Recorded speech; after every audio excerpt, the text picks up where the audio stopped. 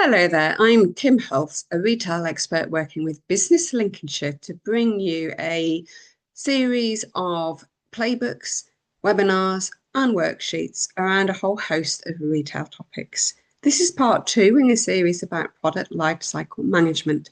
Now I'm going to be talking about how your marketing and communication strategy changes as a product moves through its life cycles. So depending on the stage of your product, influences your marketing budget and activity. And not every product has a defined introduction, growth, maturity and decline. They might last for years and years, but other products might have quite a short life cycle, and you need to be quite aware of when they're moving from one stage to another. In terms of marketing, the first phase is introduction.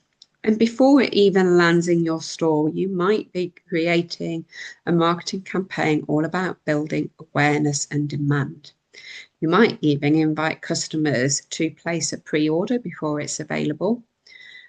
Now we want to stoke motivation to buy the product. So it's all about positioning the product, increasing the product attractiveness by talking about the features and benefits, making the product relatable to the customer by talking about how it fits in with their life or how it helps them. So there's a lot about building awareness and positioning the product.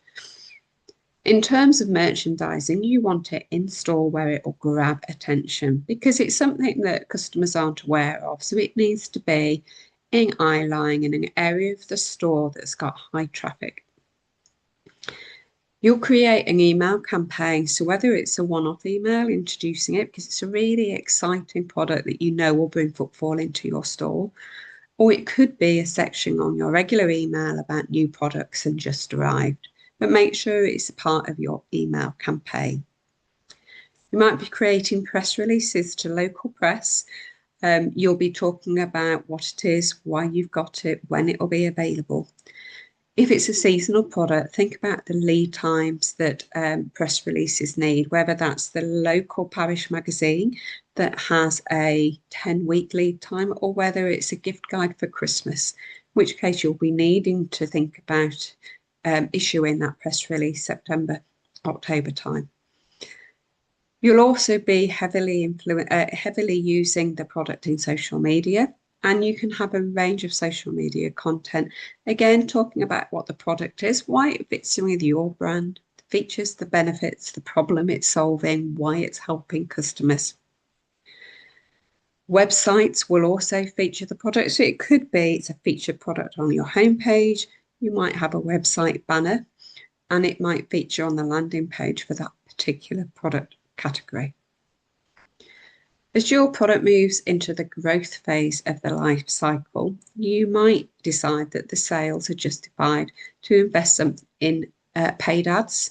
So whether that's Google ads, search terms, or whether it's paid for social media ads, this might be a time to invest in it. You might also look at increasing your sales channels. So maybe you were testing it online and you're now bringing it into the shop. Or you can introduce more sales channels such as Etsy, eBay, Amazon, or wherever else you have sales channels. It'll still feature in social media, but not quite so heavily. But in store, you might be increasing the facings even more. You might have learned something through the introduction phase in terms of what's resonating with the customers, what benefits they really like, or what's attracting them to the customer. So your merchandising and your point of sale might change based on that customer interaction and your staff feedback. You'll also invest in long-form content on your website. So you might create blogs about the product. There may be reviews that your staff or customers can make. You'll be encouraging customers to review the product online.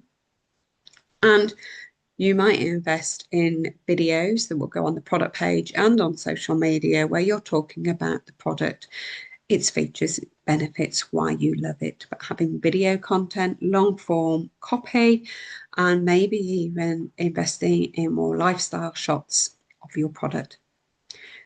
The other element you might get through with growth is user-generated content. So encouraging your customers to sending images of them wearing that bobble hat out on a cold winter's day, or their comments about using the product. Maybe they've bought a bike and they've had a ride. User-generated content that they're happy for you to share could feature and build on a social media campaign quite nicely. Once a product is in maturity, you're investing a little less time and money in marketing on that product. You might even reduce the space in store and have less merchandising space and less of a focus in terms of the premium area in store. There may be new products that are snipping at the heels of this more mature product, and you're refocusing your time there. But you still want to make sure you're getting all the sales that you can. You're just not investing as much time and money in promoting it. But once a product is in decline, then once again, the marketing activity will increase. So you might invest in point of sale. So whether that's a promotion to encourage clearance, or whether you're doing a price drop, you'll want point of sale in store, highlighting that to customers. It could be an email campaign. Again, it could be a one-off campaign talking about buy it while we've still got it, or it could be part of a regular email about what's, obsolete stock that's just about to go as part of a regular section in your email. Online, you might have it as a banner again that it's clearance stock. It'll be on the sales section on your website, and it might become a featured product again because it's at a great clearance price. So if you've got just one thing, have a look at some of your key products where you know there's a defined product life cycle. It's not a forever evergreen product. Have a think about what marketing activity you might do at each product life stage, and allocate some marketing budget and time to each of those tactics for each life cycle. And then use your measures on stock, sales and margin to understand when you'll activate those decisions. There's much more information about product life cycle and the tactics you use in the playbook, which you can find at businesslincolnshire.com/programs/Retail Accelerator program. All the 5-minute webinars in this series and other retail topics are available on this YouTube channel. And you can contact your local Growth Hub advisor for information and signposting at businesslincolnshire.com/contact us.